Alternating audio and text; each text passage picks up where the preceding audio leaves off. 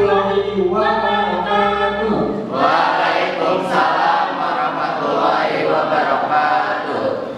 Di sini, di kampus SMA Plus Asala, saya Listiani Rahmawati dan rekan saya Mustaqim Mulyadi. Kami dari MPK SMA Plus Asala mengucapkan selamat datang dalam acara Debat kandidat calon ketua OSIS dan wakil ketua OSIS SMA Plus Asala masa bakti 2023-2024. Selamat pagi teman-teman semua. Sebagai wujud komitmen SMA Plus Asala untuk terus mendukung siswa-siswinya, maka pagi ini SMA Plus Asala akan menyelenggarakan salah satu kegiatan besar dengan mengadakan debat kandidat calon ketua dan wakil ketua OSIS SMA Plus Asala masa bakti 2023-2024.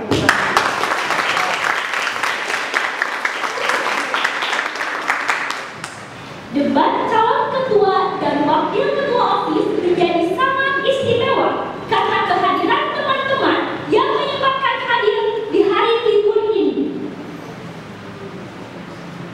Acara ini terselenggarakan berkat kerjasama OSIS Bakti 2021-2022 dan panitia penyelenggara calon ketua dan wakil ketua OSIS SMA Plus Asal. Sebelum acara debat kandidat ini kita mulai, mari bersama-sama kita membaca surat Al-Fatihah. Semoga nantinya kita bisa mendapat ketua dan wakil ketua OSIS yang senantiasa membawa OSIS menjadi lebih baik. Al-Fatihah. Bismillahirrahmanirrahim. Alhamdulillahirabbil alamin arrahmanir rahim maliki yaumiddin. Iyyaka na'budu wa iyyaka nasta'in ihdinas siratal mustaqim siratal ladzina an'amta 'alaihim ghairil maghdubi 'alaihim waladdallin. Dilanjutkan acara selanjutnya, yaitu menyanyikan lagu kebangsaan Indonesia Raya. Hadirin, kami mohon berdiri.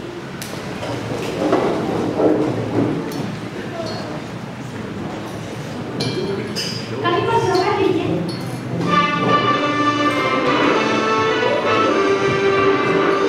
Indonesia tanah airku, tanah darahku, di sanalah aku berdiri dan pandu hidupku.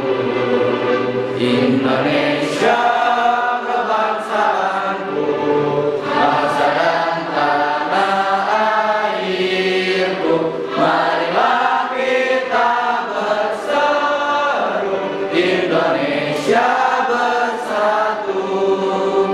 Hiduplah tanahku, hiduplah negeriku, bangsaku, rakyatku semuanya. Bangunlah jiwanya, bangunlah badannya, untuk Indonesia Raya. Indonesia Raya, merdeka, merdeka, tanahku, negeriku yang ku cinta. Indonesia Raya, merdeka, merdeka, hiduplah Indonesia Raya.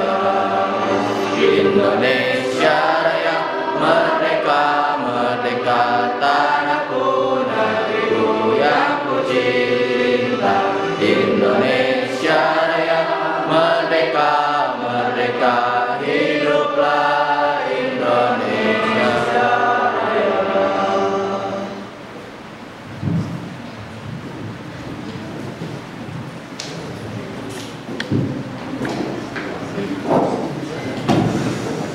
Dipersilakan untuk duduk kembali.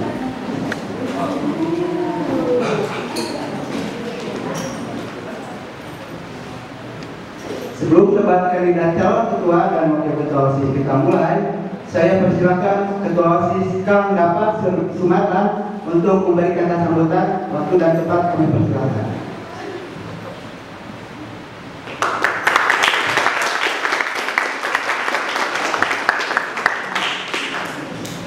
Assalamualaikum warahmatullahi wabarakatuh. Waalaikumsalam warahmatullahi wabarakatuh. Pertama-tama kami ucapkan terima kasih kepada seluruhnya yang sudah menyempatkan hadir di hari liburnya. Dan juga terima kasih kepada panitia penyelenggara MPK kelas-kelas 12 itu karena sudah menyelenggarakan acara ini. Seperti yang kita ketahui, Piortos adalah acara tahunan yang dimana rutin dilaksanakan di sekolah ini. Sekarang adalah debat Piortos masa bakti 2023-2024 yang dimana terdiri dari 2 kandidat. Gimana? Benar-benar tahu kan? Ya. Saya harap semuanya bisa memperhatikan dan juga bisa meningkatkan jiwa demokratis dari dalamnya masing-masing. Untuk itu, mohon maaf atas kurang lebihnya. Assalamualaikum warahmatullahi wabarakatuh. Waalaikumsalam.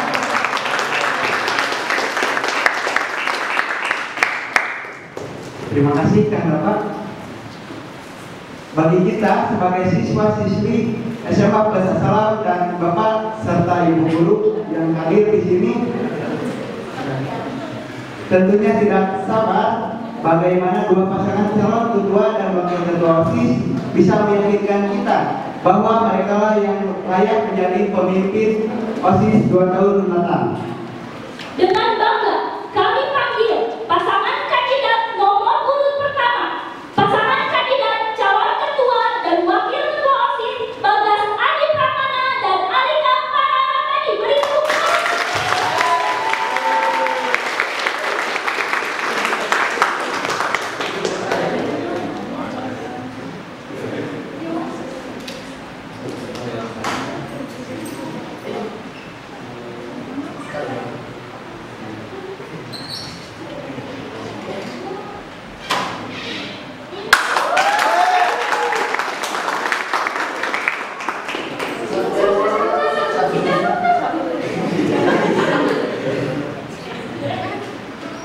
Boleh untuk supporternya kandidat pertama.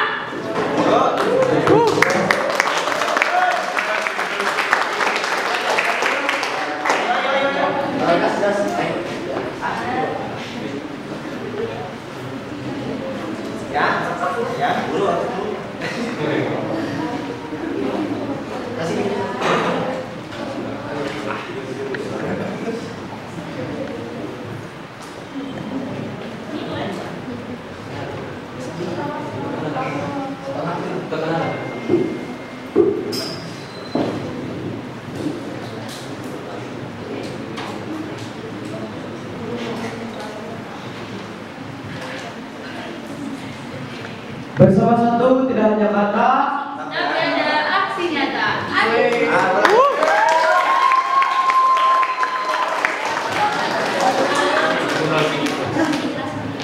sekali lagi ya. Kita ulang sekali ya.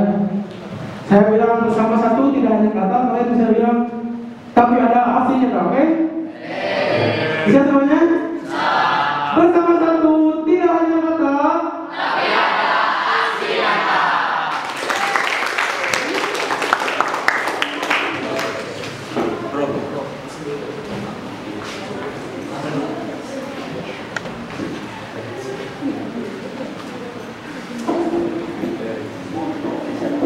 Baik, pasangan berikutnya nomor urut 2 kandidat calon ketua dan wakil ketua OSIS Saila Piandara dan Muhammad Sidi. Beri tepuk tangan yang paling meriah.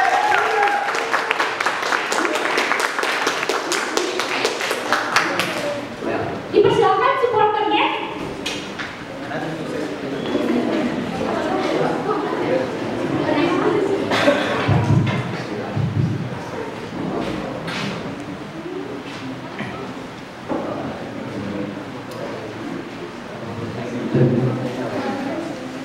Kalau memperingati kita bilang bersama 2, kita kalian jawab menciptakan generasi terbaik bangsa. Oke? Lagi-lagi ya. Bersama 2 menciptakan generasi terbaik bangsa. Kalau kita bilang bersama 2, kalian jawab menciptakan generasi terbaik bangsa. Siap? Bersama 2 menciptakan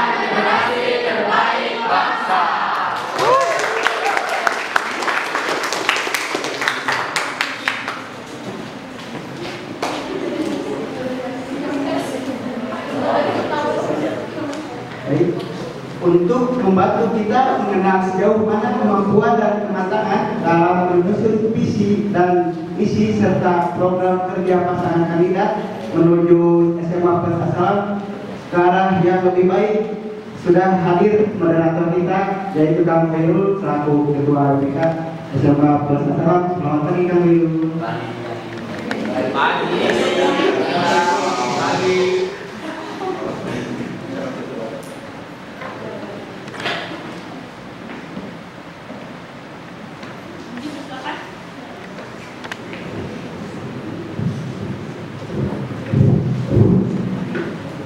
Sebelumnya saya akan membacakan peraturan tata tertib debat calon ketua OSIS dan wakil ketua OSIS.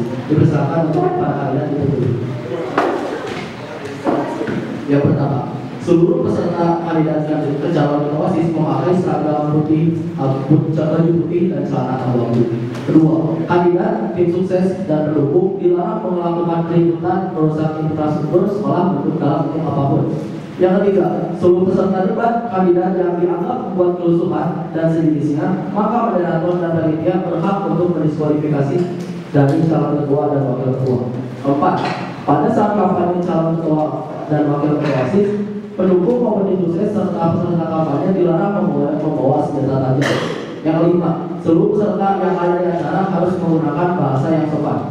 Yang keenam, tidak melakukan aksi provokasi dalam bentuk apapun. Yang ketujuh, menggunakan bahasa yang sopan. Yang delapan, seluruh peserta debat kandidat harus mematuhi peraturan yang tercantum dalam peraturan kampanye pemilihan OSIS. Selanjutnya, aturan calon peserta.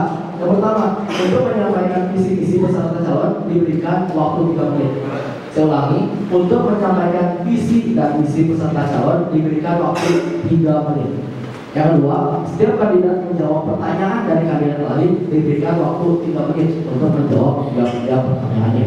Yang ketiga, ada 3 mosi yang akan dibacakan oleh moderator. Yang keempat, tidak ada tim kontra, tidak ada tim pro maupun tim kontra. Setiap kandidat menyampaikan argumen sesuai dengan mosi. Yang kelima, setiap kandidat diberi waktu diskusi selama 2 menit. Yang keenam, peserta diberikan kesempatan untuk bertanya kepada masing-masing pasangan kandidat diberi waktu 3 menit. Dan keenam, pasangan kandidat boleh memberikan tanggapan diberikan waktu 3 menit. Sudah paham semuanya? Untuk peserta untuk paham untuk aturannya? Oke, sebelumnya perkenalkan, nama saya Nurul Tamam. Saya di sini sebagai moderator pada debat yang pertama sekali ini. Selamat pagi semuanya. Gimana pada sehat? Pada selamat? Oke, terima kasih sebelumnya sudah menyempatkan hadir untuk datang menonton debat pada kali ini. Oke, mungkin langsung pada rangkaian acaranya kita bacakan. Yang pertama ada pemaparan visi-misi dari kandidat 1, lalu ada pertanyaan dari kandidat kedua dan jawaban dari kandidat 1. Selanjutnya ada pemaparan visi-misi dari kandidat nomor 2 dan ada pertanyaan dari kandidat nomor 1 dan ada jawaban dari kandidat nomor 2. Dan selanjutnya ada 3 mosi. Yang pertama ada diskusi selama 2 menit. Selanjutnya ada penyampaian argumen kandidat 1 dan penyampaian argumen kandidat 2. Dan selanjutnya ada samaan dari kandidat 1 ke kandidat 2 dan kandidat 2 ke kandidat 1. Paham untuk teknisnya? Oke. Untuk memulai acaranya, silakan kepada kandidat nomor 1 dipersilakan untuk menyampaikan visi dan misinya. 3 menit dimulai dari sekarang.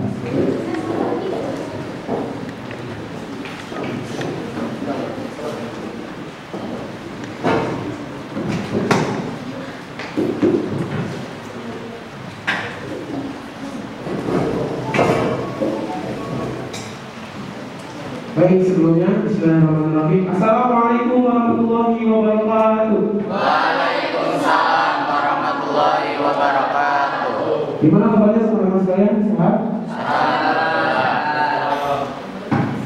Pertama-tama mari kita panjatkan puji syukur kepada Allah Subhanahu wa taala dan salawat bersama seluruh kita kepada Nabi Muhammad SAW. Di sini saya sebagai calon kandidat ketua OSIS nomor urut 1. Sebagai calon kandidat ketua OSIS, di sini saya memiliki visi dan misi untuk menjadi ketua OSIS.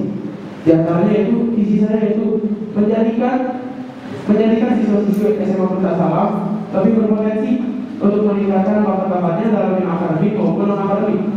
Lalu selain itu juga saya ingin menjadikan organisasi OSIS SMA Putra Salam lebih dikenal oleh siswa-siswi ataupun halayak luas dan juga membantu sekolah untuk menggapai program adiwiyata. Selain visi, saya juga memiliki visi untuk melengkapi visi saya. Visi saya yang pertama yaitu ingin OSIS SMA Putra Salam itu, organisasi OSIS itu lebih menjalin hubungan yang lebih baik dengan siswa-siswa, guru-guru, warga asal, dan juga oleh organisasi yang ada di dalam sekolah. Lalu misi saya yang kedua yaitu membangun program kerja yang bisa mengembangkan bakat dan potensi siswa-siswi untuk menyalurkan bakat-bakat dan potensinya. Lalu misi saya yang ketiga adalah menerapkan 5S yaitu senyum, salam, sapa, sopan, dan santun. Misi saya yang keempat yaitu mengadakan studi banding untuk agar kita tuh bisa saling tukar pendapat dengan OSIS yang lain. Jadi kita tuh mengundang OSIS yang lain datang ke sini untuk kita mengadakan tukar pendapat dan juga ilmu. Dan agar OSIS yang lain itu juga bisa melihat nih bagaimana sih kinerja OSIS SMA Putra Salam tuh, siapa tahu bisa dicontoh oleh OSIS SMA lain. Lalu misi saya yang kelima yaitu menjadikan ekstrakurikuler sebagai wadah bagi siswa-siswi agar bisa mengembangkan bakat dan potensinya masing-masing. Lalu misi saya yang keenam adalah mengadakan hubungan bersih dan program kerja yang mengarah ke penghijauan. Waktu tersisa 3 menit. Jadi untuk misi yang terakhir itu yang tentang tempat bersih itu bertujuan supaya membantu sekolah dalam proses adiwiyata. Nah, untuk adiwiyata itu kayak misalkan sekolah bersih, penghijauan kayak gitu. Nah, untuk beberapa eventnya itu kita bakal menjalani event-event yang memang bertujuan supaya sekolah kita itu bisa dikenal sebagai sekolah adiwiyata di pembersihan ataupun di penghijauan. Terima kasih. Mungkin cukup sekian untuk sini dari kami. Terima kasih. Terima kasih kepada kandidat 1. Dipersilakan untuk kandidat 2 memberikan pertanyaan terkait visi-misi dari kandidat nomor 1. 1 menit dimulai dari sekarang.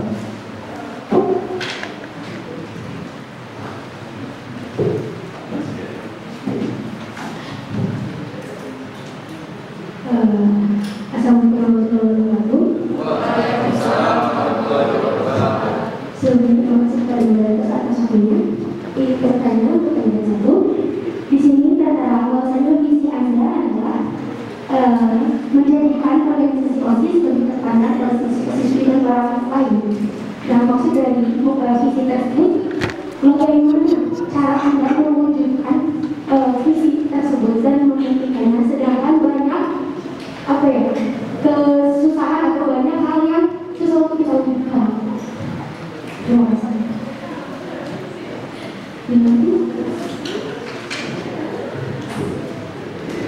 Oke, terima kasih kepada kandidat nomor 2. Silakan kandidat nomor 1 untuk memberikan jawaban.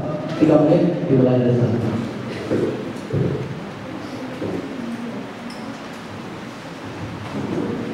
Oke, jadi kan kita seperti kita tahu ya kalau misalkan waktu itu dipandangnya ada yang buruk, ada yang baik. Nah, kalau misalkan untuk menciptakan semua yang pengen kita tahu, kita itu pengen usaha. Kan kita juga ada yang kita itu keluarga, itu keluarga kelas 10, kelas 11, kelas 12, kita itu keluarga. Terus kita mau bikinnya gimana dong? Kita tuh mau kita tuh saling bantu. Ingat tadi yang pertama kita keluarga. Mohon maaf aku apa sih kita betul-betul kita emang karena itu berkaitan. Terus gimana caranya supaya kita dipandang baik lagi? Kita usaha.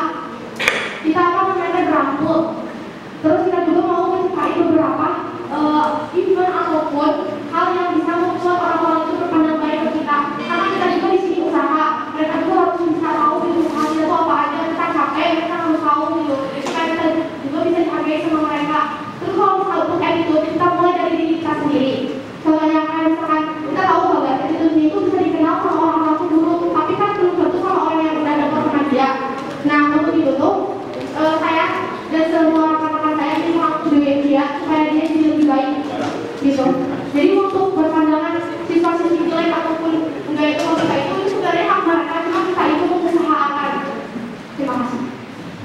Izin menambahkan Dan juga kita bisa sambung bangun dengan misi saya yang pertama dan juga yang keempat, yaitu membangun hubungan lebih dekat dengan siswa-siswi, guru, siswa asal dan juga organisasi yang ada di SMA Plus Asal. Nah, itu tujuannya agar kita terpaham dulu oleh siswa-siswi kita yang asal, baru kita mengatakan oleh orang lain dan itu berkaitan dengan yang keempat. Kenapa kita ingin mengadakan studi jadi agar mereka itu tahu nih apa sih kinerja OSIS SMA Plus Asal, apa sih yang sering dilakukan SMA Plus Asal, seperti itu. Terima kasih. Saya rasa mungkin lagi apakah ada tambahan atau akan ada tambahan lagi dari kandidat nomor 22.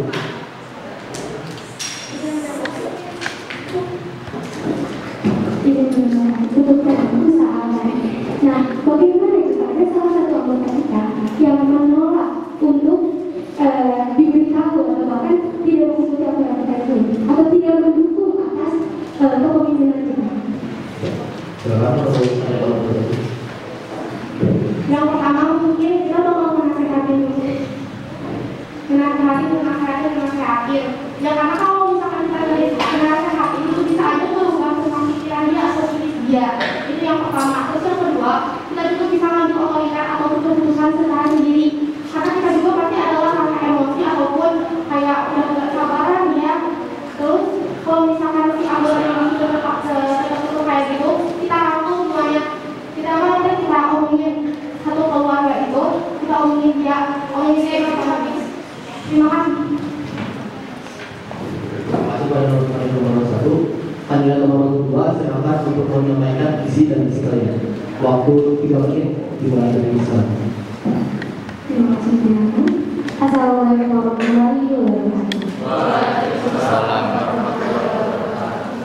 Saya dari kandidat 2 calon ketua OSIS tahun 2023-2024 ingin menyampaikan visi saya, yaitu mengembangkan karakter serta potensi siswa-siswi SMA Islam dan menjadikan OSIS sebagai wadah para siswa-siswi SMA Islam, serta ingin menciptakan generasi yang takwa kepada Tuhan, aktif, kreatif, memiliki sifat intelektual serta moral yang bagus dan berspiritual dalam kehidupannya, serta menjadikan generasi yang berbakti bagi bangsa, nusa, dan agama.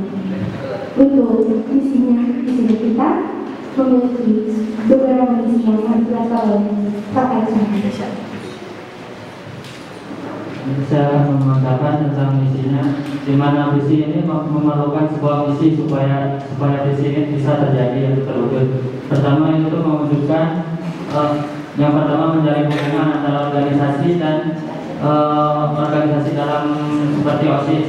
Kemudian menjalin hubungan dengan anggota-anggotanya, menjalin hubungan dengan pihak sekolah, menjalin hubungan dengan organisasi di luar sekolah. Kemudian yang kedua adalah menjalankan kegiatan yang membangun rasa empati, rasa kebersamaan, soft skill, dan lain-lain supaya bisa memfasilitasi, mewadahi wargi-wargi Assalam supaya bisa menumbuhkan minat dan bakatnya. Kemudian yang ketiga adalah menumbuhkan rasa kebiasaan 5S, senyum, salam, sapa, sopan santun. Kemudian yang terakhir adalah menerapkan rasa cinta tanah air dan rasa kebersihan kepada seluruh anggota dan seluruh siswa-siswi maupun pihak sekolah tentang rasa kebersihan dan rasa tanggung jawab. Di sini juga saya memiliki misi di mana saya akan melanjutkan jasa angkatan sebelumnya atau angkatan yang telah memberikan tugasnya kepada kami. Mungkin segitu visi-misi dari kami. Mohon maaf bila ada hal yang tidak atau pertanyaan. Sudah cukup? Masih ada juga belum? Terima kasih kepada kandidat 2. Dipersilakan kepada kandidat nomor 1 untuk memberikan pertanyaan. Waktu 1 menit dimulai dari sekarang. Baik, sebelumnya izin pertanyaan kepada kandidat 2. Kan dari itu saya mengatakan di visi itu membangun karakter siswa, betul? Nah, bagaimana sih cara kalian untuk membangun karakter siswa, sedangkan siswa-siswa seumuran kita itu bisa dibilang susah untuk dibilangin oleh angkatan kita, oleh yang juga ada sisi susah digerakkan, apalagi sama angkatan seperti kita. Gimana sih cara kalian untuk menciptakan visi mengembangkan visi Anda ini?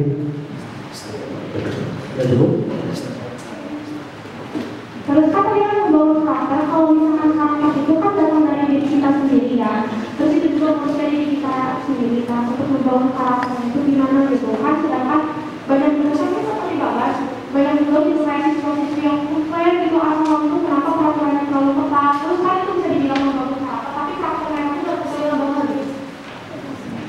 Terima kasih kepada kandidat nomor 1. Silakan kandidat nomor 2 untuk menjawab pertanyaan dari nomor tersebut. 3 menit dimulai dari sekarang. Oke, bisa menjawab. Yang pertama, mengembangkan karakter. Bagaimana mengembangkan karakter? Yang pertama, sederhana.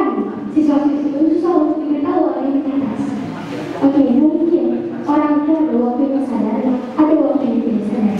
Akan kita bisa waktunya sadar. Apakah kita salah kalau misalnya memberitahu dan memberitahu apa penyebab dari perilaku yang dilakukan oleh siswa-siswa yang masalah, seperti contohnya pelanggaran dan lain sebagainya. Misalnya mereka melakukannya saat ini, bahkan untuk rasa atau untuk apa ya? Untuk rasa untuk kesadarannya bisa saja dirasakan suatu saat nanti, di mana mereka akan sadar bahwasanya hal itu akan merugikan diri sendiri.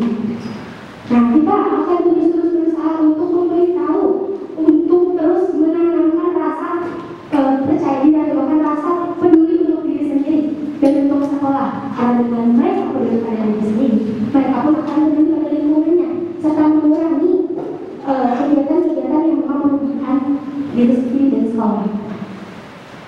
Yang kedua, membangun karakter.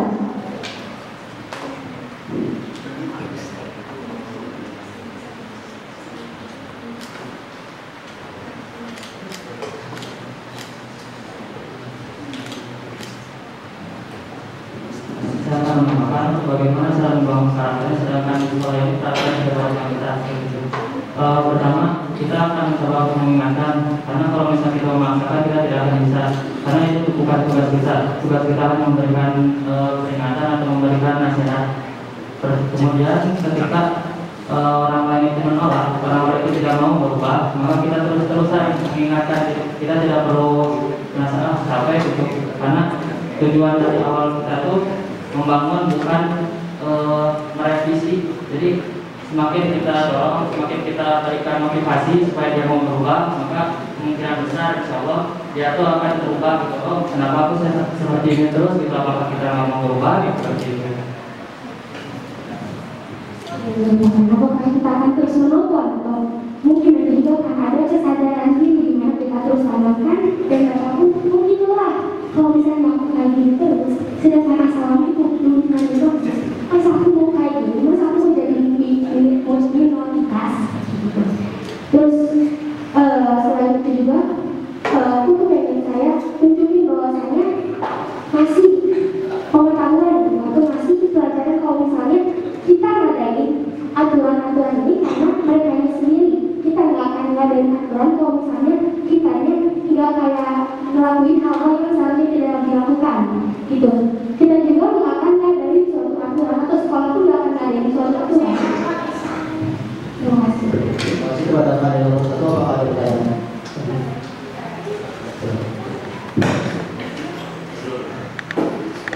Nah, tadi kan kalau misalkan aturan itu secara dibuat, nah aku pengen nanya lagi nih, gimana cara kalian merangkul mereka yang emang gak setuju sama peraturan di sekolah kita? Cara merangkulnya, jadi kayak bisa melupakan mereka juga kan ya. Dan cara merangkulnya bagaimana kecuali tentang nasihat, terus apa namanya kan? Nasihat sama ngasih saran, sarannya gimana lagi nih kalau misalkan untuk merangkul mereka? Kan tadi sini juga sempat ngomong tentang apa yang kita nasihati terus nih. Saya memahami misalnya ya, kita tuh kalian itu cuma ngasih tahu doang, sedangkan kalau dia terus melaksanakan pelanggaran, kan dia sampai harus diserboin dengan pelanggaran. Kalau dia terus melaksanakan pelanggaran, kan otomatis dia tuh nambah poin. Nah, selain nasihat, apa sih aksi yang akan kalian lakukan itu untuk meminimalisir agar dia tuh cepat siapa hadir itu sangat berubah. Waktu habis. Silakan kepada kalian nomor 2 untuk menjawab. Jamnya dimulai di sana. Untuk cara melangkulnya kita tidak cuma menasihati, kita juga mungkin akan melaksanakan pertanyaan dulu, kenapa alasannya kamu seperti ini, apa alasannya kamu melakukan pelanggaran terus, kenapa telat terus. Kita tanya-tanya dulu. Kalau misalnya ternyata alasannya itu karena sesuatu yang tidak bisa diubah, misalnya itu kayak rumahnya itu terlalu jauh, kita coba nasihatin dulu, kita coba kasih tahu dulu, kemudian kita berunding-unding untuk mencari jalan tengahnya, karena kita tidak bisa langsung mengambil keputusannya. Kita berunding-unding dulu apakah ada cara supaya kedua belah pihak itu mendapatkan keuntungan tanpa ada salah satu yang dirugikan.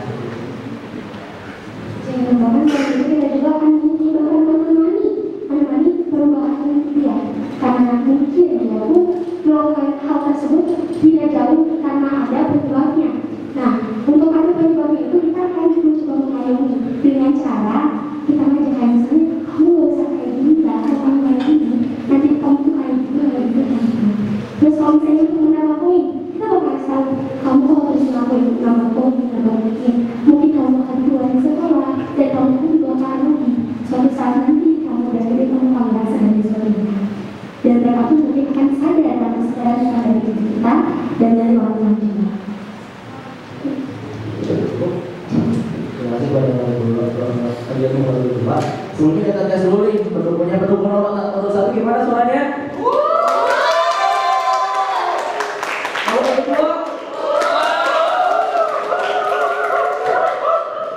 Oke, untuk penyampaian visi misi dari kalian nomor 1 dan kalian nomor 2 sudah selesai. Untuk selanjutnya dilanjutkan kepada Bapak Mosi. Di sini ada 3 mosi yang akan saya sampaikan satu persatu. Dan dari setiap mosinya akan diberi waktu selama 2 menit untuk berdiskusi. Sebelumnya untuk para kandidat untuk membuka masker dulu supaya suaranya jelas dan masuk gurunya lebih tahu. Sudah siap? Sudah. Akan saya bacakan mosi pertama. Mohon untuk disimak dari belakang. Mosi debat pertama. Organisasi sebagai penghambat pembelajaran. Saya ulangi. Organisasi sebagai penghambat pembelajaran. Saya ingatkan kembali, tidak ada tim pro dan tim kontra. Seluruh tergantung dari argumen dari masing-masing. Sudah Pak? Tetap kalian masih? Sudah? Waktu 2 menit untuk diskusi dimulai dari sekarang.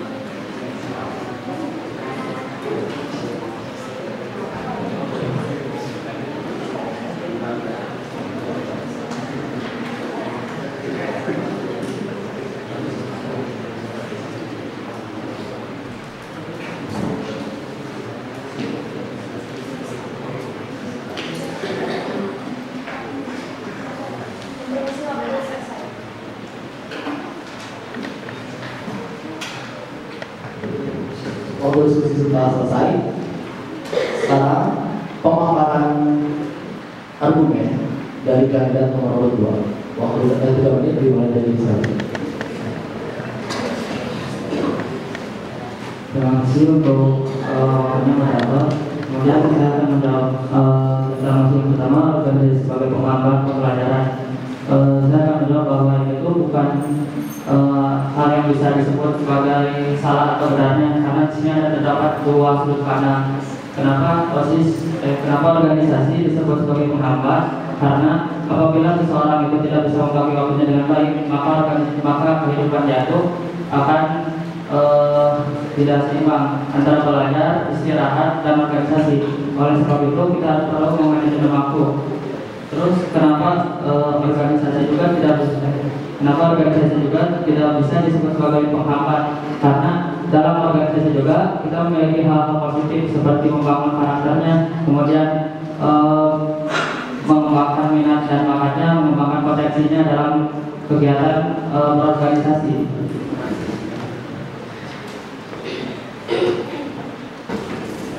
Serta kalau misalnya organisasi sebagai penghambat atau bahkan sebagai pendukung kita dengan orang-orang yang ikut organisasi. Kenapa kita pilih organisasi? Karena kita tahu konsekuensinya apa dan hal yang bakal kita dapat apa. Dengan begitu, hal kalau misalnya kita ini menganggap bahwasanya organisasi itu mengganggu pelajaran kita, berarti kita di salah beranggapan seperti itu, karena sesungguhnya dengan kita tergeser waktu pelajarannya itu tidak salah. Karena kita telah memilih organisasi itu. Dan kalau misalnya kita ingin menjadi yang terbaik pun, kita harus mengorbankan salah satunya. Di mana kita bisa mengorbankan diri kita untuk organisasi atau untuk belajar. Itu pilihan itu ada di diri kita sendiri. Kemudian saya akan menambahkan karena organisasi itu bukan cuma kita tuh ikutan sebagai anggota saja, dan juga di sini tuh sebagai orang yang menginvestasi waktu, kemampuan, pikiran kita untuk organisasi, di mana kita tuh pengen berubah menjadi lebih baik dengan menginvestasikan waktu dan uang, pemikiran dan hal-hal lainnya. Oleh karena itu pasti ada kekurangannya dan juga ada kelebihan yang kita dapat di masa depan seperti itu. Sudah cukup? Sudah. Terima kasih pada nomor 2. Silakan kepada kandidat nomor 1 untuk menyampaikan argumen yang saya terkait informasi tersebut. 3 menit dimulai dari saya. Terima kasih telah mendengarkan. Izinkan saya menyampaikan saya. Jadi kalau menurut saya di sini organisasi itu tidak bisa disebut sebagai penghambat, karena di dalam organisasi itu kita juga belajar bagaimana cara kita manajemen waktu, bagaimana cara kita berdiskusi lebih baik, dan dalam organisasi juga malah mendapat ilmu-ilmu yang lebih dalam. Kayak contohnya kita mendapatkan ilmu tentang disiplinan, kepemimpinan, kesopanan. Nah, dan itu juga kalau misalnya disebut sebagai penghambat pembelajaran, kita dalam pelajaran ini, dan kita juga di OSIS juga, di organisasi juga itu kita sama-sama mendapatkan pelajaran. Jadi bisa dibilang kalau menurut saya itu seimbang lah, tidak bagi kita harus bisa memilih kita mau memilih ke pelajaran atau organisasi, dan sebagai organisator juga kita harus siap menerima risiko. Nah, menurut saya juga kalau misalkan untuk penghambat pelajaran itu terkait diri dia sendiri. Tapi kalau misalkan dia punya rasa ambis, pasti dia bisa bagi waktunya. Misalkan kalau misalkan hari ini dia itu dispers dan dia nggak kebagian untuk belajar Arab MTK. Nah, di rumah itu kan ada ya waktunya itu untuk belajar. Terus dengan organisasi juga saya akui, dengan organisasi saya bisa dapat ilmu banyak. Contohnya seperti ilmu yang diketahui oleh teman-teman saya, mereka tidak mengetahui apa yang saya miliki. Misalkan contohnya, misalkan kita dapat event webinar itu tentang sejarah. Nah, teman-teman saya itu tahunya tentang sejarah Indonesia, tapi saya sudah mengetahui sejarah luas dari penyerapan ilmu event-event yang sudah kami datangi gitu. Terus kalau misalkan organisasi menghambat juga, itu mungkin menurut saya enggak. Kalau misalkan kita dari guru saya sendiri punya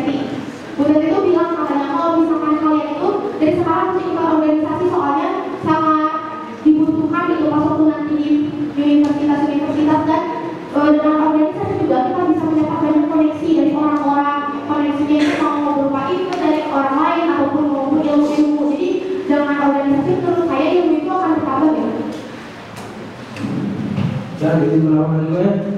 Untuk organisasi ini juga, kalau misalnya kita sebagai organisator tertinggal pelajaran, nah kan di organisasi ini kita bersama-sama nih banyak anggotanya, misalnya kita tertinggal di pelajaran matematika, nah salah satu dari anggota kita juga ada yang bisa dengan dalam pelajaran matematika, kita bisa dong bertanya gimana sih pelajaran ini, gimana sih pelajaran ini. Jadi kita di dalam organisasi juga tidak hanya tentang kita bekerja, tapi kita juga bisa mendapatkan pelajaran-pelajaran dari organisasi.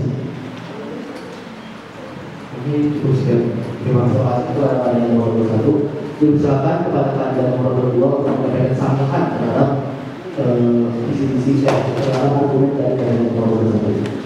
2 menit waktu dan waktu bersama.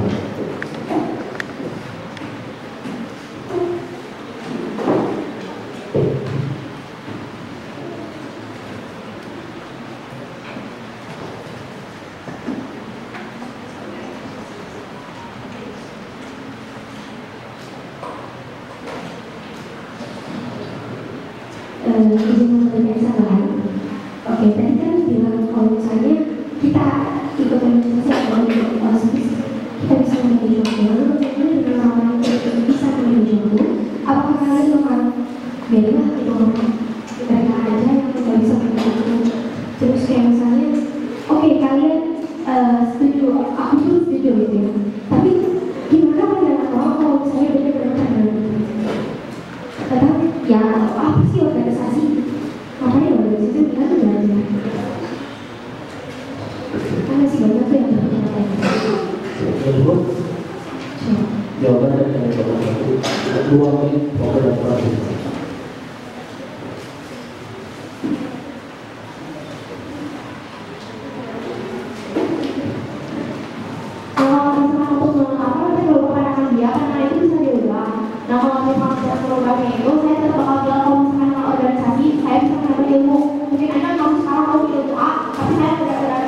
ilmu B gitu. Terus kalau misalkan tadi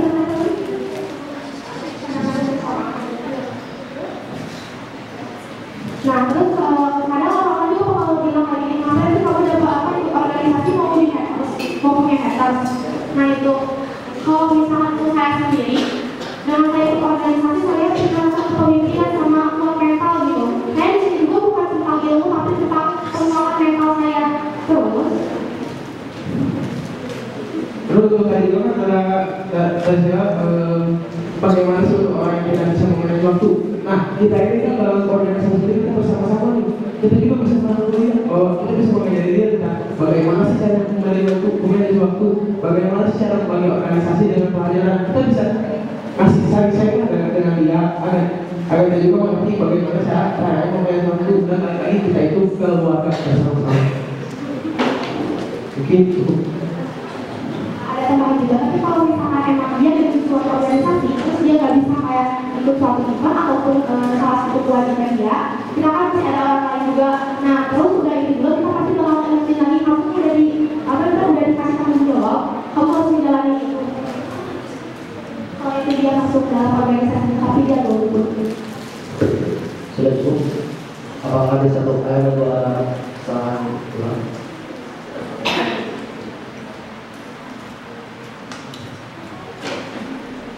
Ada 2 menit waktu dimulai dari sekarang. Oke, mungkin tadi dibilang betul untuk memanage waktu. Akan tetapi bagaimana jika kita meninggalkan pelajaran itu dengan waktu yang lama, sedangkan pembelajarannya masuk kita banyak banget dengan melihat waktu yang cukup. Apakah hal tersebut akan menghambat kegiatan besoknya itu gimana? Sedangkan kita tuh pada hari itu nggak masuk nih. Wah, pas hari itu tuh pas-pasan lagi ulangan, lagi pelajaran yang memang benar-benar banyak. Nah kita dibilang harus nyusul kan. Sedangkan kalau nyusul waktunya mepet. Terus kalau di besoknya juga nggak akan ada waktu itu.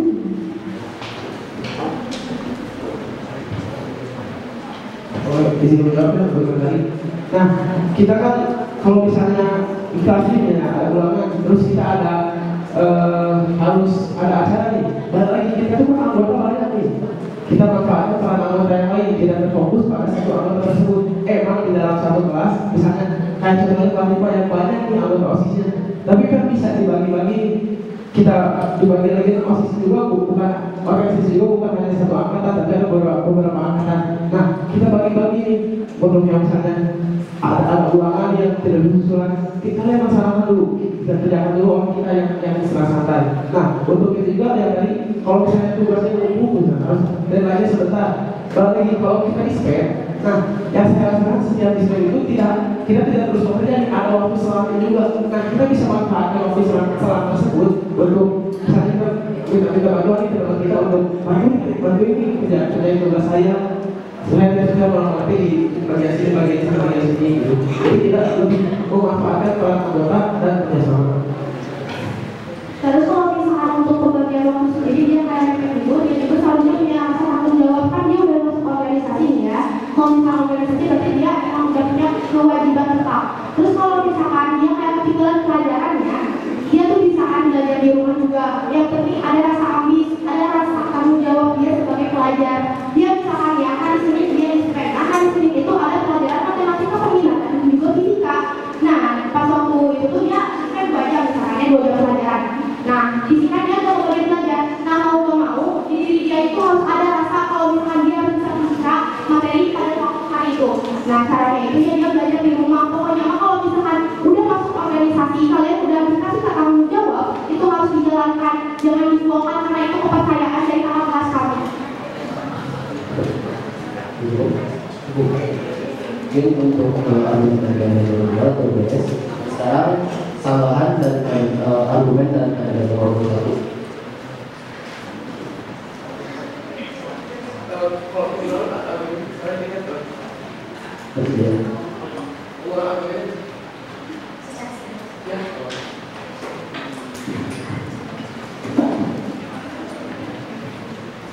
Untuk argumennya,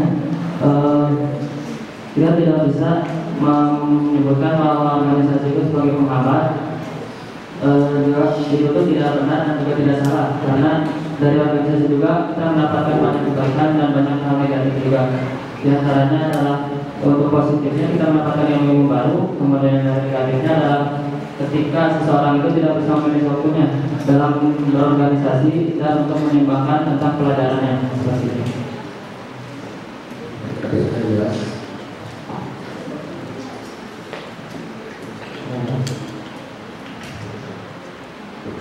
Silakan kalau ada nomor 1 2 menit dimulai dari saya. Ternyata kan aku menanyaku dampak negatif dari organisasi ya. Apa namanya kelompok. Nah aku udah nanya itu dari kalau misalkan kita tuh mau gitu dapat ilmu yang banyak, tapi misalkan kita keluar organisasi berapa?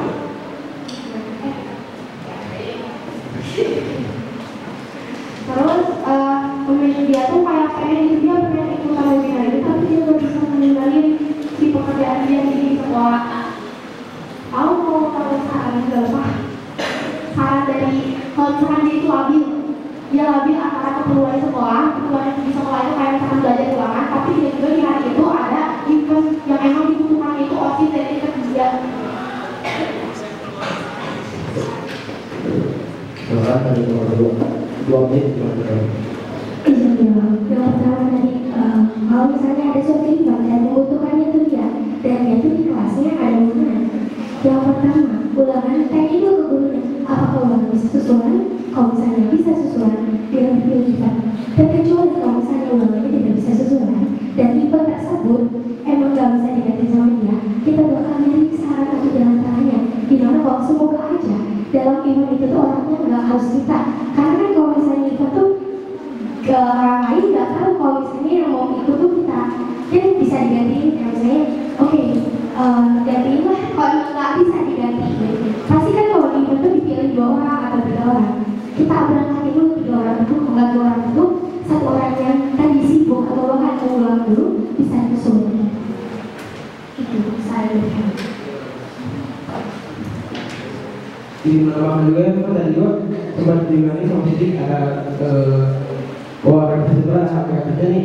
Nah di situ organisasi sebagai penghambat bagi pelajaran. Nah biasanya yang merasa bahwa organisasi itu penghambat itu kan biasanya itu terdiri dari guru-guru ya. Nah bagaimana sih cara meminimalisir kata-kata negatif tentang organisasi sebagai pembelajaran untuk guru-guru gitu. Jadi bagaimana sih cara meminimalisir kata-kata negatif itu?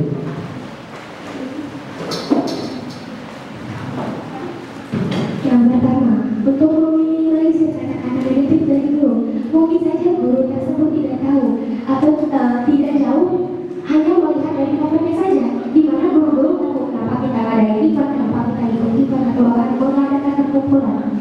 Nah, untuk mengurangi pikiran-pikiran seperti itu dari guru, mungkin saja kita bisa menjelaskan kepada guru bahwasanya kenapa kita kumpul, terus kita pada yang kumpul karena ini, dan kita pun kayak bisa kasih kepercayaan, Bu, kita mau meninggalkan jadwal ibu, tapi kami janji kami akan mengerjakan tugas yang diberikan, kayak gitu.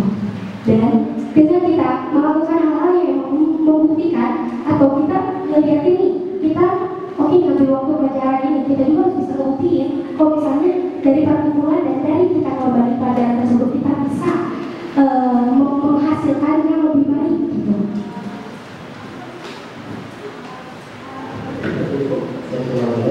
Oke, sekali lagi pembukaannya mulai untuk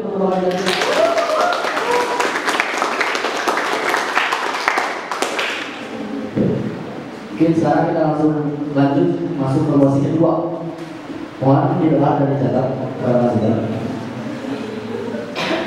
Posisinya adalah menjadi organisator dapat menghilangkan hak-hak individualisme. Selanjutnya, menjadi organisator dapat menghilangkan hak-hak individualisme. Sudah masuk.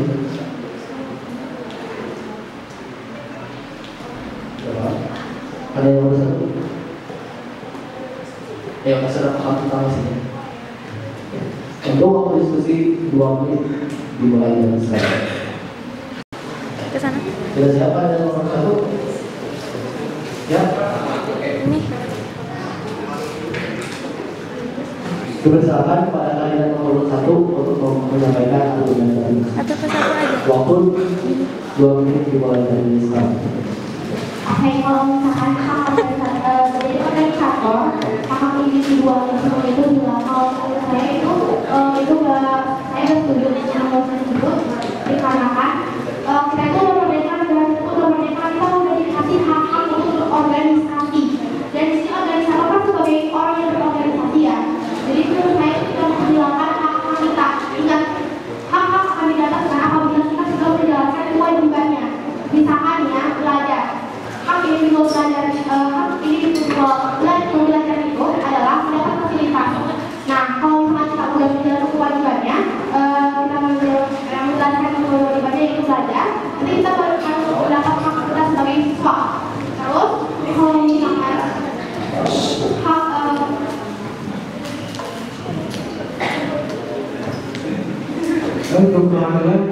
jadi kita sebenarnya kita tuh melihat masing-masing gitu. Jadi saya juga memang tidak setuju terhadap ini menjadi organisasi yang menghilangkan individualisme. Karena bagi kita juga sebagai pribadi manusia memiliki hak kita sendiri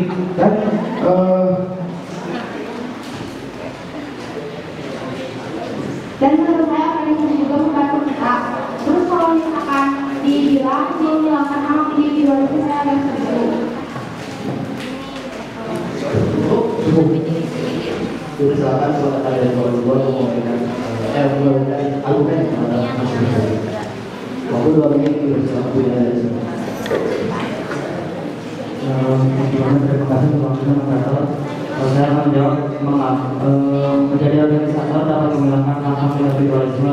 Saya tidak setuju dengan hal itu karena siswa-siswa memiliki hak-hak dan kewajibannya tersendiri. Di antaranya adalah hak untuk belajar. Belajar itu bukan termasuk dari kayak pelajaran yang ada di sekolah kayak pelajaran MTK, fisika seperti itu. Organisasi juga salah satu bentuk dari pelajaran, di mana organisasi ini bisa membantu seseorang untuk melatih kedisiplinan dia, kecerdasan tanggung jawab dia, dan juga melatih kesadaran dalam bertindak laku.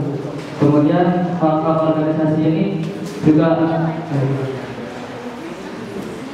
Kemudian kewajibannya juga seorang siswa juga harus belajar, karena dengan belajar dia bisa membangun negerinya. Oleh karena itu hak individualisme tidak akan hilang, karena organisasi juga merupakan fasilitator dalam pembelajaran seperti itu.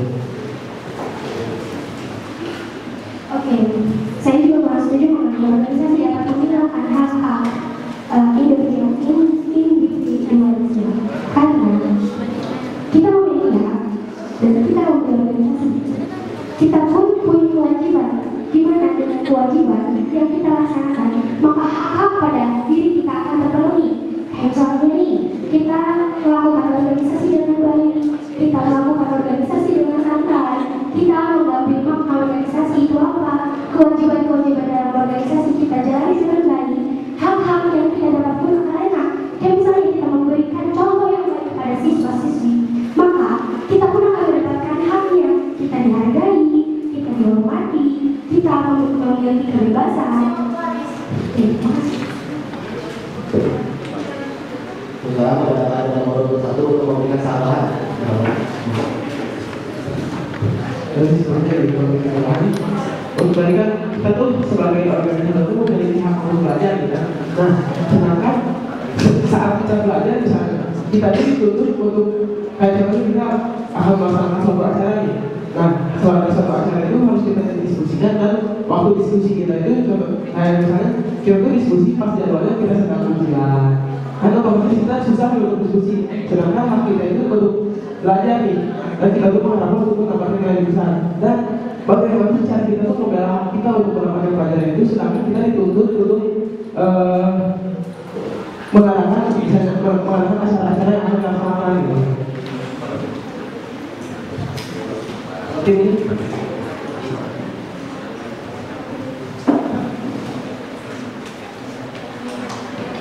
Oke, untuk hak-hak yang ada, kita tuh ada hak atau ada kewajiban yang harus kita lakukan. Ada juga hak kita yang perlu kita penuhi. Oke, caranya yang pertama, kita lihat dulu apakah kewajiban ini memang betul-betul harus kita lakukan. Karena dengan kewajiban kita, sebenarnya maka hak kita pun akan terpenuhi. Kita mungkin bisa saja memanage waktu lagi yang kita kendalikan di mana kita bisa memenuhi kewajiban kita, maka hak kita akan terpenuhi. Kalau misalnya kita egois kayak oke, pokoknya hak aku dulu yang terpenuhi, berarti mereka atau dia tidak memenuhi kewajibannya. Sedangkan kewajiban itu wajib, yang artinya harus dilaksanakan. Mau gak mau berarti harus dilaksanakan. Berarti tandanya dia harus memenuhi kewajiban kalau emang haknya yang dipenuhi.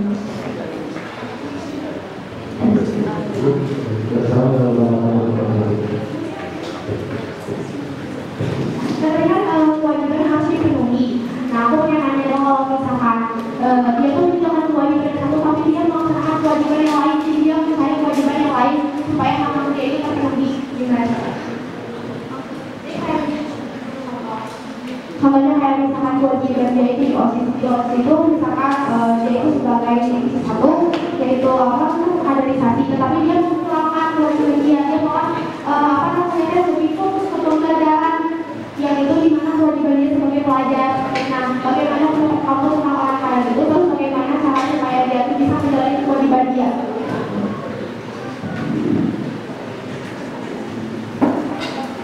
Karena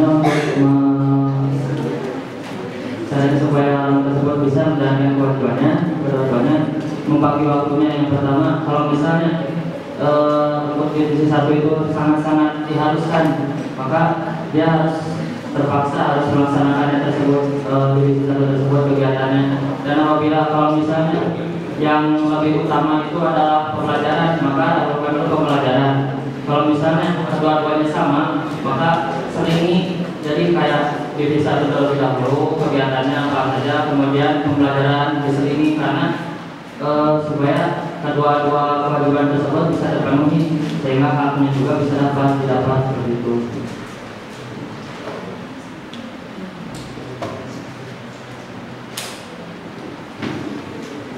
Dan kayak misalnya ini kesibukannya tuh emang harus dipenuhi sama dia pada waktu yang sama, maka tadi itu kita tuh harus bisa memilih jodoh di mana pokoknya emang kita mau memilih suatu hal karena kita tahu tujuan dan konsekuensinya, maka kita juga harus menjalaninya. Gimana mungkin dengan membagi waktu kita atau bahkan mengorbankan salah satunya, walaupun memang seharusnya kewajiban kita itu ada dua, tapi kita juga melihat dari sudut pandang gimana kewajiban mana sih yang lebih halus dan wajib kita laksanakan. Misalnya kita ambil kewajiban belajar, tapi apakah di organisasi kita akan belajar? Betul belajar kan? Pasti kita mau di organisasi. Karena dengan kita kesana mengikuti organisasi, pembelajaran itu bisa kita penuhi.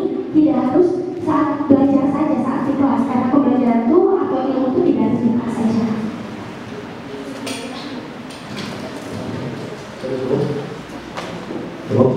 Untuk sekarang selanjutnya adalah pertanyaan dari nomor 2 kandidat nomor 1. 2 menit dimulai dari sekarang.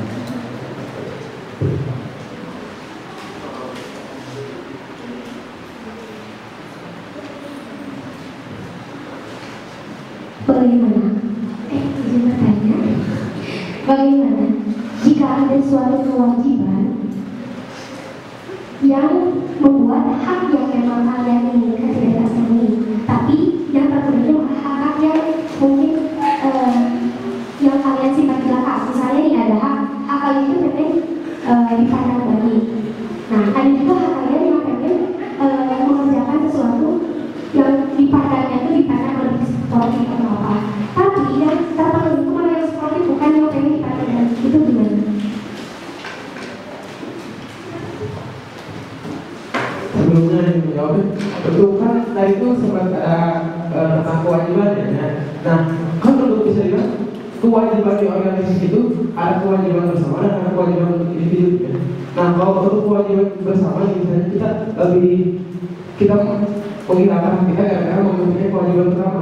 Nah, kita balik lagi. Kalau misalnya kan kami itu beberapa kepribadian kita nih, kita bisa lagi melaksanakan kewajiban ini. Kita kan ini bersama-sama nih ya, kewajiban bersama. Nah, kalau misalnya kita tidak siap nih dengan hak itu untuk melaksanakan kewajiban itu, kita bisa bicara dengan yang lain. Orang lain kita itu bersama-sama.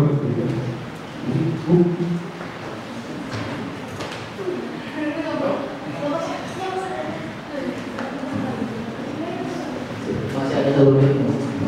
Oke, terus tadi Kak, kita sendiri untuk kita kalau memilih ke hak yang sportif. Nah, kalau misalnya saya sendiri, misalkan itu saya ada di posisi itu, saya mungkin akan mengurangi ego saya. Tapi salah satu orang harus berlama, kita harus milih lagi. Terus udah itu cara mengurangi ego kayak gimana sih? Ingat lagi yang pertama ini itu tujuan kita harus tercapai.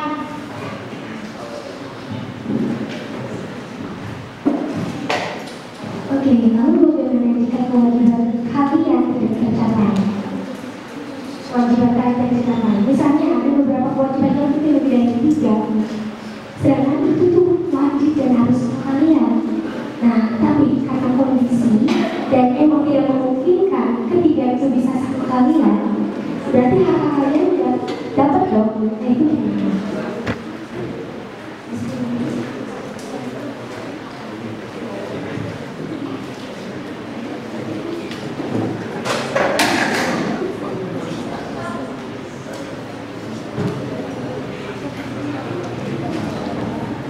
Mungkin ini menjawab tadi kalau kewajiban satunya kan tidak dilaksanakan. Nah, oke.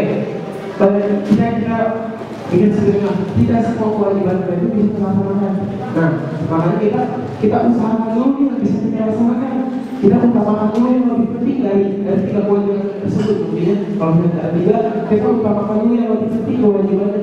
Nah, baru kita pikiran yang mungkin tidak terlalu penting ya, tapi wajib dilaksanakan. Nah, kok untuk kalau misalnya tidak dilaksanakan,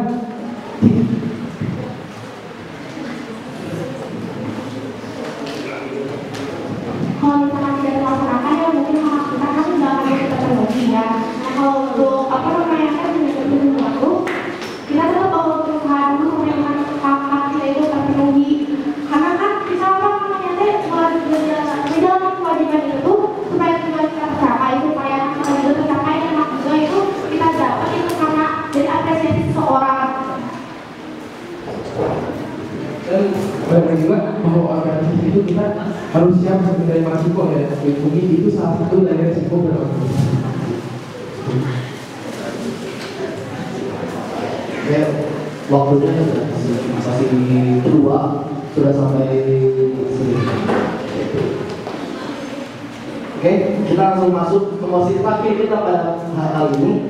Itu mosi 3. Dimana untuk mosi terakhir ini lebih kuatkan lagi argumennya dan untuk catatannya lebih catat ulang gitu apa yang kalian lain sampaikan.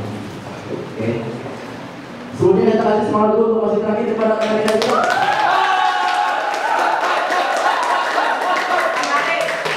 Masih pada semangat? Kita lanjut ke mosi terakhir kita pada kali ini untuk para kandidat mahasiswa. Mosi debat ketiga kali ini adalah menerapkan sistem otoriter dalam sebuah organisasi. Saya ulangi, menerapkan sistem otoriter dalam organisasi. Sudah paham? Ada satu, ada nomor dua, paham? Oke, untuk waktu diskusi 2 menit dipersilakan.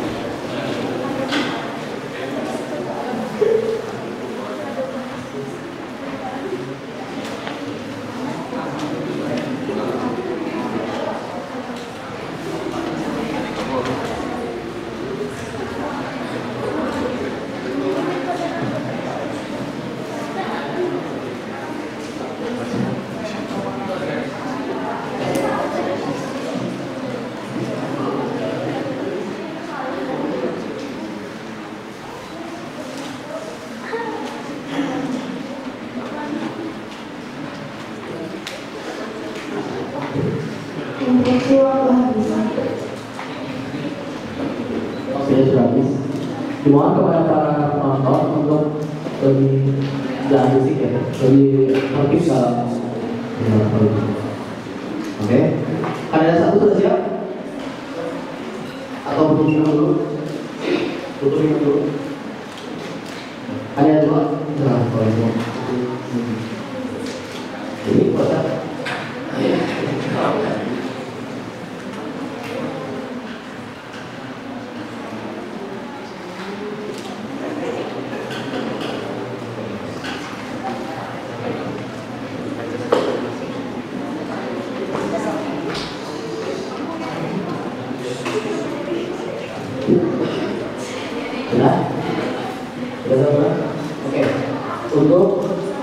Mosi yang terakhir pada kali ini dipersilakan kepada kandidat nomor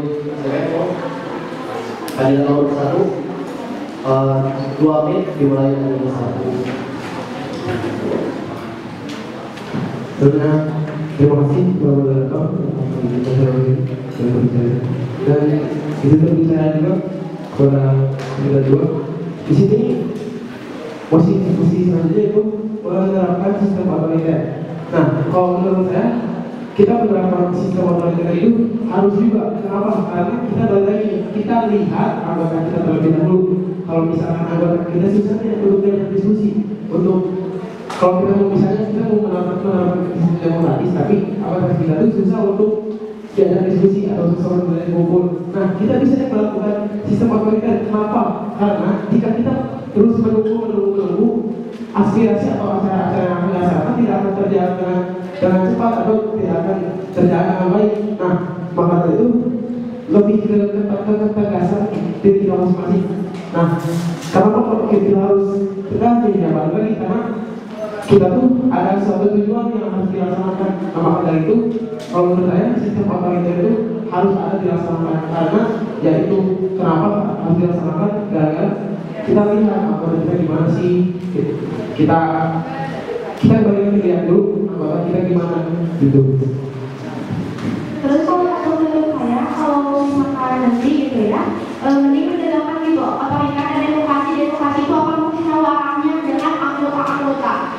Terus udah itu bukan musyawarah dengan anggota-anggota saja, tapi musyawarah dengan siswa-siswa. Kembali lagi kita ini siswa.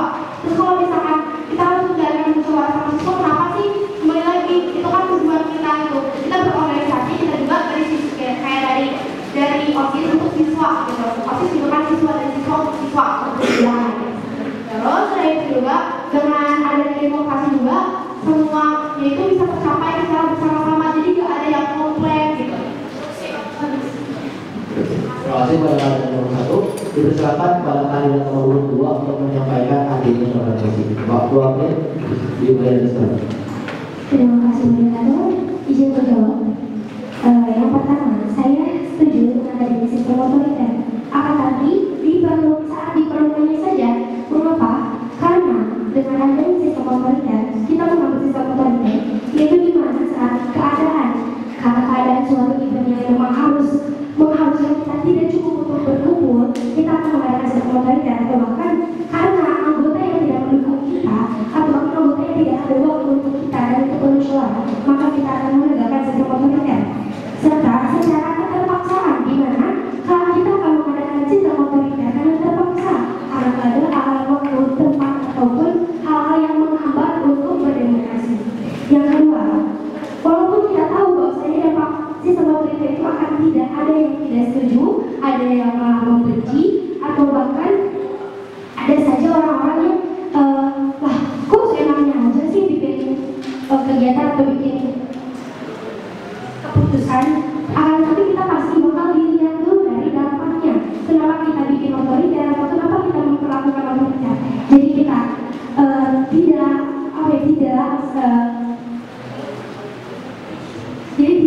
kita tidak akan melakukan suatu sistem otoriter jika kita tidak tahu apa itu tujuan dari otoriter atau bahkan mengapa kita menggunakan sistem otoriter seperti itu. Saya akan menambahkan mengapa kita diperlukan sistem otoriter, karena kalau misalnya kita terus-terus berpikir demokrasi terus-menerus sehingga mengakan waktunya untuk melaksanakan suatu kegiatan atau acara, maka acara tersebut tidak akan terlaksana dengan baik dan malah rencana itu bahkan dibatalkan karena kita terus-terus mengulur waktu. Sedangkan kita pun kalau misalnya kita menentukan Terima kasih pada kandidat nomor 2. Dipersilakan kepada kandidat nomor 1 untuk menyampaikan tambahan terhadap argumen dari kandidat nomor 2. 2 menit dimulai dari sekarang.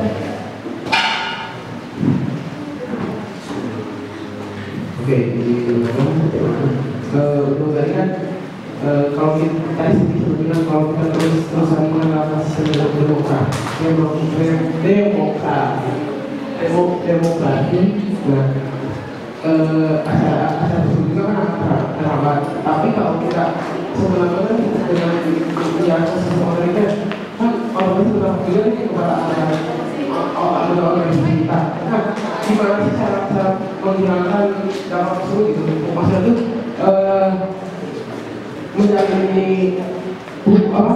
menjadi diskusi lebih ininya gitu tentang sistem berdiskusi dengan anggotanya tentang sistem otoriter gimana sih cara kalian sistem otoriter itu kalian jelaskan dulu kan ke dalam organisasi tersebut. Nah, bagaimana sih cara kalian untuk meyakinkan bahwa dengan sistem otoriter itu kalian itu bisa? Nanti kan?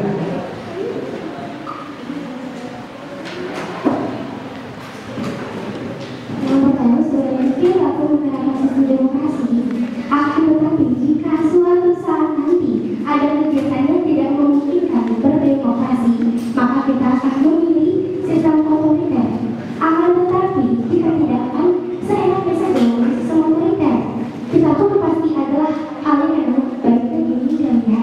Walaupun memang ya harus didemokrasikan semuanya, mungkin hanya dengan wakil atau bahkan dengan tidak satu dari semuanya, atau bahkan dengan divisi satu atau lain sebagainya. Kita tidak akan menerapkan suatu sistem otoriter selain kita lihat dampaknya. Oke, misalnya aku nentuin suatu event dan event itu pun dikasih waktu cuma 1 hari misalnya. Aku bakal ngambil sistem otoriter, tapi aku juga bakal lihat kalau misalnya aku ngambil sistem otoriter ini, apakah anak-anak bakal percaya atau bakal apa ya namanya, bakal nyaman, bakal yakin. Nah, aku bakal nanyain kalau misalnya emang masih cukup waktu, aku bakal yaudah mau gimana cepat. Kalau misalnya emang udah nggak bisa nanti itu juga terakhir dan emang harus ngelakuin itu. Nah, kalau misalnya ada orang-orang juga yang apa kayak gitu, kita juga belum berpendapat atau bahkan apa-apa, kita bakal berdasar kenapa kalian dari tadi atau kenapa kalian dari tadi tidak benar.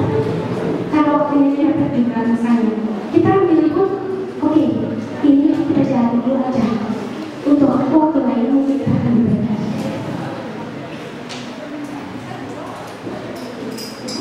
Mohon maaf sebenarnya di nama ya.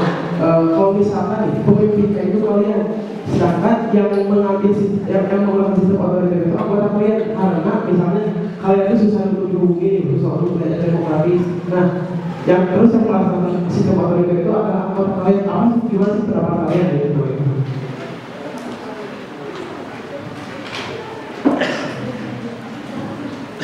Balik lagi kepada hak dan kewajiban. Gimana buat kalau ketika kewajiban aku nggak terpenuhi, maka anggota aku berhak dong untuk melakukan tindakan.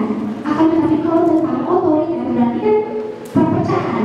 Kalau misalnya otoriter berarti mereka punya pemilihan sendiri. Nah, aku itu aku nggak setuju. Mungkin bisa aja aku kalau misalnya mau sama anggota koordinasi, jadi jangan ada otoriter di antara anggota. Kecuali kalau memang aku sudah benar-benar tidak benar dalam melakukan kewajiban itu, maka mereka berhak untuk melakukannya. Tapi diharapkan untuk tidak ada otoriter dalam anggota, karena mungkin bisa ada salah satu anggota otoriter, maka anggota lain akan diberikan, bahkan satu lagi pun akan diberikan. Untuk pertanyaan dari kalian nomor 1 ini cukup sekarang. Nah, sekarang dari kalian nomor 22 kepada argumen dari kalian nomor 1. 2 menit dari kalian.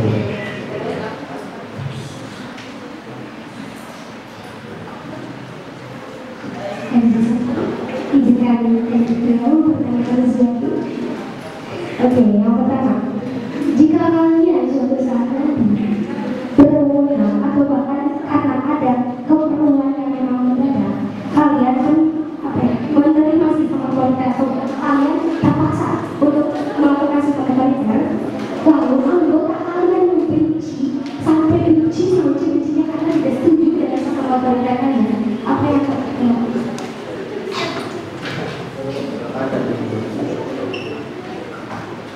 Bisa menjawab kan? Mungkin dari misalnya kayak gini, ada suatu acara yang misalnya mendadak kan infonya. Nah, otomatis kita juga kan misalnya info itu mau nih dan setelahnya besok, otomatis kita juga bingung kalau udah mau diskusinya gimana. Nah, di situ saya pasti menggunakan sistem otoriter ya, karena kalau saya menggunakan sistem demokrasi juga waktu sudah mepet. Nah, bagaimana kita harus memberi kesempatan kepada anggota-anggota kita untuk menyampaikan aspirasinya atau pendapat-pendapatnya kepada kita. Kalau jadi kita harus memastikan bahwa udah nih untuk waktu diskusi cukup sampai di sini, nggak ada waktu lagi. Kalau udah cukup kita tampung.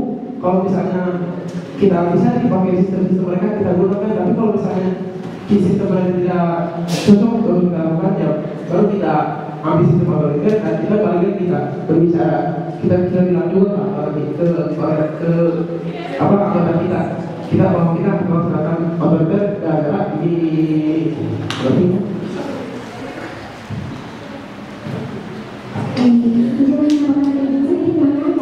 tadi kan bakal diterapkan atau diterapkan demokrasi. Lalu bagaimana jika atasan kita menyuruh kita di suatu event dan kita tuh nggak dikasih waktu buat diskusi dulu, kayak misalnya karena mepet di acara ini, maka kita pokoknya bakal sopir maunya apa itu. Jadi jika diskusi demokrasi itu gimana?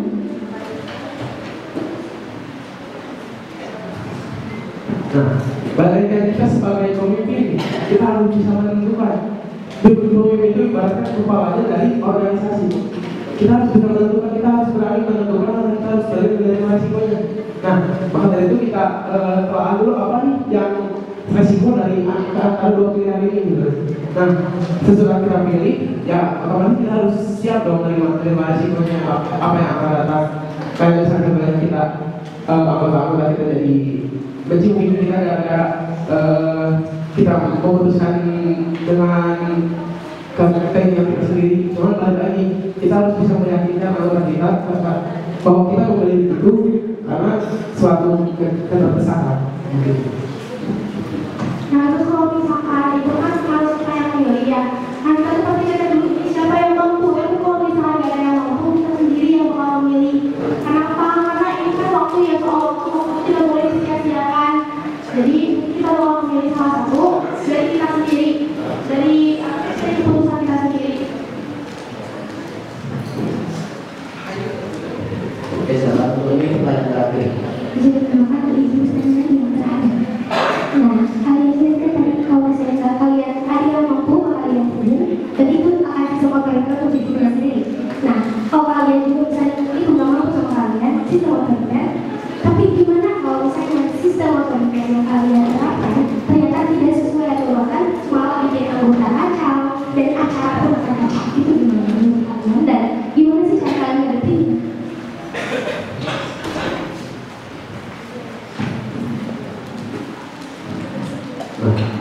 Kita kan ada sistem evaluasi di dalam suatu organisasi juga, otomatis kita pasti ada kesalahan, dan kalau kesalahan itu akan pasti selalu ada. Nah, kita ada sistem evaluasi karena setiap seorang pemimpin juga pasti memiliki kesalahan dong. Nah, kita juga harus mengenali apa sih keluhan tentang anggota kita kepada kita sebagai pemimpinnya. Nah, pokoknya kita harus mengadakan evaluasi itu penting bagi diri kita sendiri ataupun orang lain dalam lingkup organisasi. Mungkin seperti itu. Cukup. Oke, tepuk tangan dulu semua buat kedua kali waktu.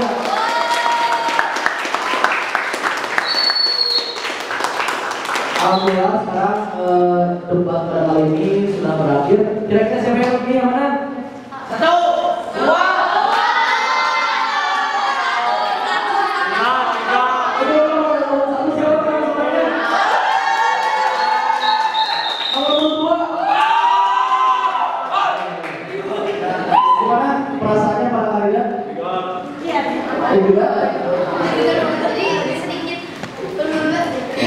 Kalau kalian nomor 1?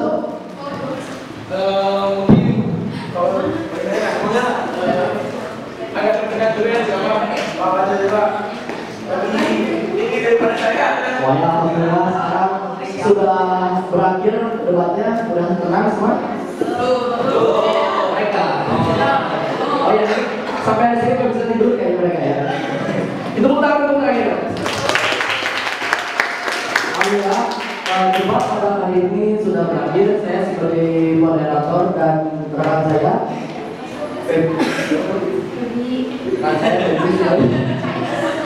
Karena saya Feby sebagai timekeeper di sini. Terima kasih pada waktunya dan kepada MC, terima kasih juga. Mohon maaf apabila kami berdua memiliki banyak kesalahan dan kekurangan kata. Wabillahi taufiq wal hidayah.